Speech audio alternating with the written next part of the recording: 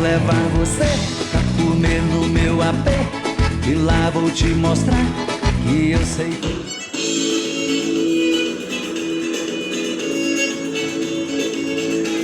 O Negócio da China, Amado Batista.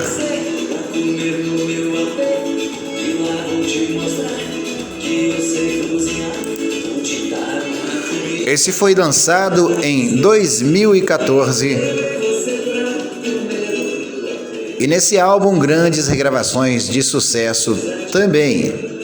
Junto com Louco de Amor, Que Saudade, O Negócio da China, Três Marias, Viola Cabocla, regravação de Tonico e Tinoco, Quarto de Mansão, de Paulo de Paula, Feiticeira, de Carlos Alexandre, A Rua em que Você Morava, de Gilberto Lemos, Quero Você, de Carlos Santo, Amor Antigo, Castela de Sonhos, de Walter Basso, O Ritmo da Chuva, de Demétrios, És Meu Amor, versão de Rossini Pinto, A Raposa e as Uvas, de Reginaldo Rossi.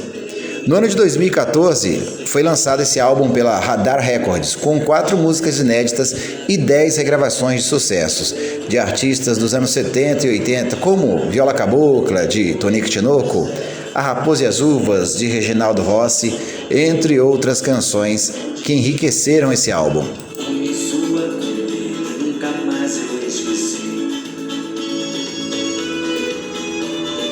Amado Batista.